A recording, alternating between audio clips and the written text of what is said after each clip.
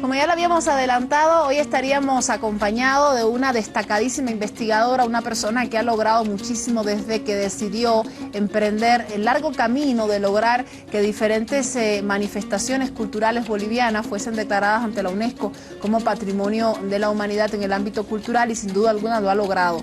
Hoy Bolivia le debe muchísimo al trabajo que realiza y al aporte que ha dado a nuestro país a través del Ministerio de Culturas y Turismo y de otras instituciones, nuestra querida amiga Carmen Loza. Bienvenida, Carmencita. Muchas gracias, encantada de estar en este programa que difunde noticias culturales y pone al día a la gente sobre lo que está pasando en la ciudad y en el país. Te agradezco muchísimo, Carmencita, que estés acá. Sé que te estamos robando tiempito de trabajo, pero es importante que las personas que han estudiado y que han estado muy cerca de estos temas pues nos puedan dar directamente la información. Esta larga noche de museos en el Ministerio de Cultura se va a caracterizar por cierta información para que el público conozca cómo rescatar y proteger nuestro patrimonio. ¿Cuáles son los elementos que se manejan en el ámbito informativo sobre este tema, en la medida en que muchas veces no sabemos cuándo estamos delante de un bien patrimonial y cuándo no, y cómo protegerlo en caso de que no los encontremos? Bueno, la participación del Ministerio de Culturas ha sido constante a lo largo de los diferentes noches largas de museo, pero a partir del Museo de Arqueología. Ese ha sido uno de los bastiones para presentar al Ministerio de Culturas. Este año ha decidido abrir la galería, abrir el patio y hacer otro tipo de programación con una idea base. Y la idea base es hablar del patrimonio, pero desde un ángulo muy particular, que es el tráfico ilícito de bienes culturales. Esta es una tarea que viene realizando, amparado en disposiciones legales internacionales y nacionales, y por esa razón quiere presentar al público algunas de las piezas incautadas, algunas de las piezas repatriadas, es decir, cuadros que se han recuperado, por ejemplo, de Londres, que están bajo tuición del Ministerio, y que el público pueda verlos cara a cara, encontrarse con ellos, que estén los especialistas para explicarles cuáles son sus características, qué valor tienen, pero no solamente el valor del avalúo, ¿no?, que es una manera de valorarlo, el patrimonio, sino el valor que tiene para la cultura, porque no solamente la pieza salió ilícitamente, sino que la pieza, la falta de esa pieza nos crea ausencias y vacíos en el conocimiento. Claro. Por ejemplo, un San Agustín del siglo XVII, tenemos muchos San Agustines del siglo XVII en Bolivia, pero una pieza particular, de un autor en particular, si no lo tenemos acá en Bolivia, el historiador del arte no puede ir a esa fuente, no puede estudiar, no puede tener el panorama completo. Entonces la idea es que la gente comprenda que más allá del robo y de la salida ilícita del objeto, está la salida del saber, del conocimiento que encierra. Claro, sin duda. Entonces eso va a haber en la galería. Luego la presencia de los técnicos es muy importante para entablar un diálogo, para que se enteren de qué cosa hacemos en el Ministerio de Culturas, más allá de festivales, sino qué tipo de trabajo especializado se hace. Luego está el Museo Nacional de Arqueología, que va a presentar novedades. Por ejemplo, hay uno de los investigadores que está trabajando la reconstitución de los rostros a partir de las osamentas que tenemos, una colección importante de Calasasaya. Hay también otra exposición muy bonita sobre iconografía tiahuanaco, que ahí está David Trigo, que es un experto en iconografía y que nos va a presentar novedades. Entonces, en estos dos espacios se va a poder dialogar con el público. Excelente. Cuando hablamos, Carmencita, de cierto rescate de piezas patrimoniales, hablamos también de intervención en ellas, ¿no? Cuando se encuentran en mal estado, cuando evidentemente hay que reestructurarle algún fragmento de la pieza, o evidentemente cuando ustedes logran rescatarla de un lugar cuyo ambiente no es el adecuado para que se mantenga en buenas condiciones, y evidentemente luego de restaurarla nuevamente regresa a su lugar de origen. Es un trabajo completo, no solo la investigación, sino también la intervención en el que ustedes realizan como especialistas en ese ámbito. Sí, bueno, en esta noche larga queremos presentar algunas piezas fragmentadas, ¿Para qué? Para llamar la atención, y yo lo explicaba en una conferencia de prensa hace pocos días, que los santos son sustraídos de sus iglesias y luego rotos. Comienzan a despedazar los cuerpos en pedazos.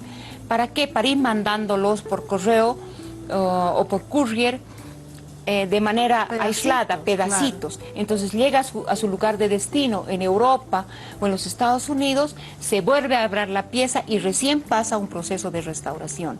Y esa ha sido la manera en la que han salido muchos santos. Robado, sí. Sí. ¿Y qué pasa con los cuadros? También vamos a presentar cuadros modernos por la cara delantera y por la cara trasera, fragmentos de cuadros que sirven de soporte. Entonces, ¿qué hacen? Mando una colección de ángeles de Calamarca modernos que pueden salir sin ningún problema, pero ¿qué están saliendo? Está saliendo un lienzo colonial detrás, que luego es restituido como un rompecabezas en Europa y pasa a ser a la restauración y a la venta en los mercados. Entonces, queremos hablar de eso, queremos mostrar a la gente las maneras de proceder, y también crear una conciencia en las nuevas generaciones, porque hay mucha gente joven que participa. Claro. Entonces, el valor que tiene, claro, tenemos muchos, es antiguo, no vale la pena. Sí vale la pena. Sí vale la pena denunciar, sí vale la pena luchar contra el tráfico ilícito, porque hay un problema de conocimiento que se va, y en eso quiero insistir, ¿no? Nos están privando. Por ejemplo, yo investigo hace muchos años sobre un santo que es un papa santo, San Gregorio Magno, uno de los principales doctores de la Iglesia, y he tenido que conseguir para mi tapa del libro un San Gregorio que está en Barcelona. ¿Por qué? Porque han sido sistemáticamente robados los San Gregorios. Y aquí teníamos vestigio de pintura de San Gregorio. Teníamos vestigio, ¿no? Entonces tengo que recurrir a una colección europea para poder tener, cuando las obras maestras sobre San Gregorio han salido fuera. Es un ejemplo lamentable.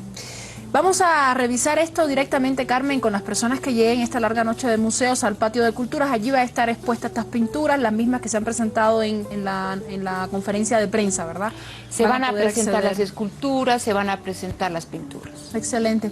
Carmencita, otro tema que queríamos hablar contigo era relacionado con la festividad del Señor Jesús del Gran Poder. El próximo fin de semana llega la entrada, y de alguna manera siempre nos gusta refrescar esos elementos que hacen que esta festividad sea no solo un acto de fiesta, sino también un acto que conlleva diferentes manifestaciones rituales, y de alguna manera también hablar sobre los elementos que tú has trabajado directamente en la presentación de la carpeta ante la UNESCO. Perfecto, encantada. Bueno, todos estamos preparándonos para el Gran Poder de una manera o de otra. Los devotos están preparando el sábado 19, justo el día de los museos, sí, en el cambio de manto, ¿no? El cambio de manto. Hay una inauguración el 19 también de una pequeña sala de muestras en el mismo templo. En el templo antiguo, ¿no? En el templo antiguo.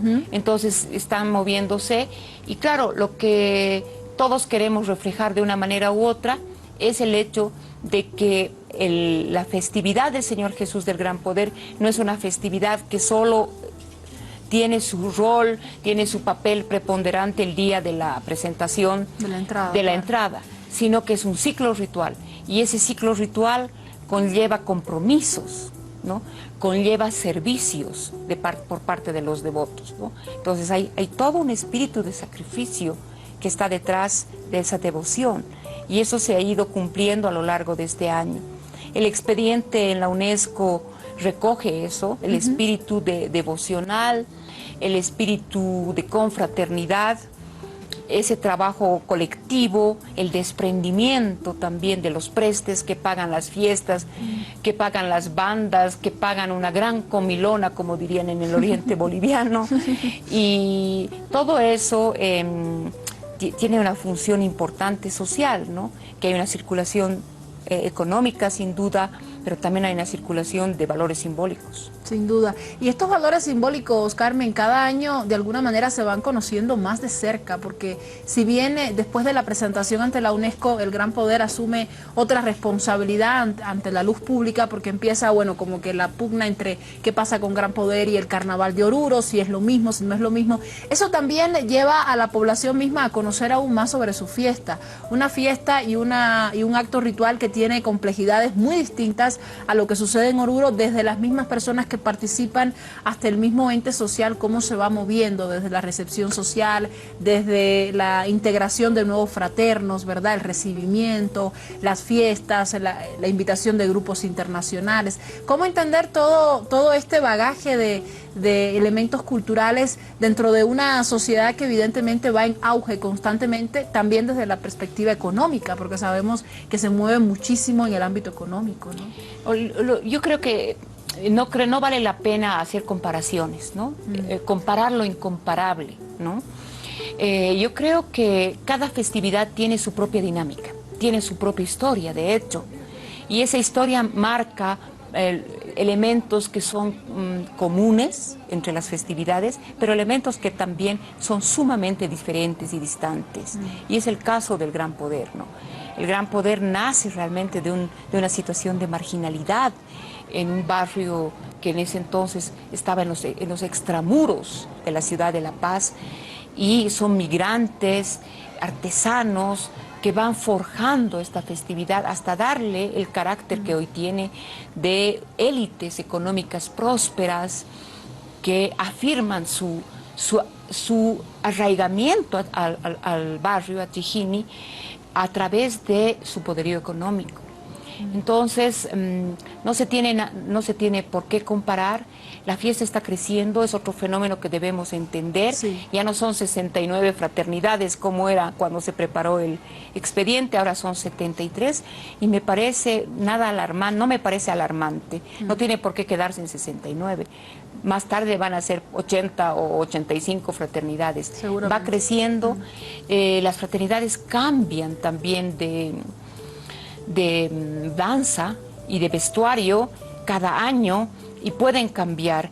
Antes bailaban Inca porque Inca estaba de moda, luego bailaron Morenada porque realmente se ha afincado la Morenada en La Paz. De hecho, hay más fraternidades de Morenada que de otra... cosa. Entonces ahora quieren bailar Salay porque es más económico el traje o porque está de moda, y tienen que hacerlo, ¿no?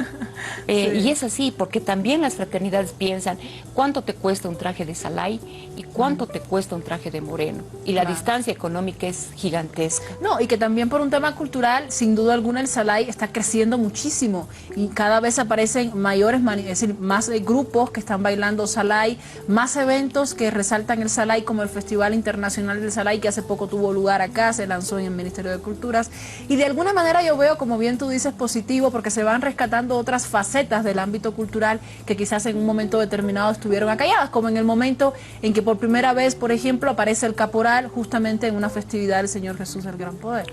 Entonces yo creo que no debemos alarmarnos, no tampoco imponer a las fraternidades el hecho de que has empezado con Inca y tienes que morir con Inca, o tienes que por los siglos de los siglos seguir bailando Inca. Creo que no, creo que tenemos que respetar las dinámicas culturales, las situaciones económicas de los fraternos también. El asunto es bailar por devoción, ¿no? Sin duda, eso es lo que resaltamos de esta festividad. Y también quería comentarte, un poco hablando de la festividad, la unidad donde yo estoy, que es la unidad ahora de Patrimonio Inmaterial, ha querido contribuir en algo, hacer visible, creo que ustedes han cubierto eso, Sí. Aportar a esa dimensión devocional, y las técnicas de mi unidad han registrado y catalogado todos los bienes culturales del santuario, que es un tema que vincula dos cosas: potenciar la candidatura a corto plazo, y por otra parte, a largo plazo, luchar contra el tráfico ilícito de bienes culturales. Claro. Y conocer también lo que se tiene en ese templo, que ya se convierte en parte de la historia del Gran Poder, ¿no? Desde diferentes puntos de vista. De hecho, el cambio de manto que me dices que va a tener lugar este próximo sábado, sí, ya se convierte en un acto súper importante antes de la festividad, ¿no? Sí, el año que preparamos, el 2015, el expediente, el cambio de manto era realmente una pequeña ceremonia privada, ¿no? Pero poco a poco se está visibilizando, y algo que era tan reservado está tomando cuerpo, y la gente a través de los medios televisivos va a poder asistir a ese acto fundamental para los prestes. Claro. Eso es importante. Y la otra cosa, esta catalogación y registro nos ha permitido ver qué hacen los devotos, cómo expresan su fe. Y una de las cosas que nos ha gustado mucho es encontrar los milagritos en los mantos de los santos y del Tata, ¿no? Pequeñas telitas con sus deseos que son prendidas por los devotos, o pequeños corazones, niños, matrimonios, figurillas muy pequeñas que me hacían recuerdo a las figuras prehispánicas justamente, y están en plata, en tela, prendidas a todos estos mantos de diferentes años. Eso nos ha gustado, nos ha sorprendido, y hemos encontrado otra beta para seguir explorando el gran poder. Sin duda alguna, hay que seguirlo estudiando, porque es un fenómeno que no es inacabado, es un fenómeno que cada año, sin duda alguna, también se va reestructurando, evolucionando, y es lo lindo de nuestra cultura. Te agradezco muchísimo, Carmen, que nos hayas visitado. Te vamos a seguir molestando más adelante, porque vamos a estar transmitiendo también como canal la festividad, la entrada, y como siempre agradecemos que el año pasado nos hayan apoyado con las terminologías necesarias e imprescindibles que hay que conocer para hablar de esta festividad, y te agradezco mucho por el trabajo que realizas. Bueno, muchísimas gracias. Simplemente para terminar, decirte que hemos sacado una pequeña cartilla sobre el gran poder que está disponible PDF, y la podemos bajar de la página del Ministerio de Culturas y Turismo, del Facebook. Entonces, con esa cartilla ustedes pueden conocer las 10 cosas que deben saber sobre la imagen del Señor Jesús del Gran Poder. Perfecto. Muchas gracias. Sí, gracias a ti, Carmencita.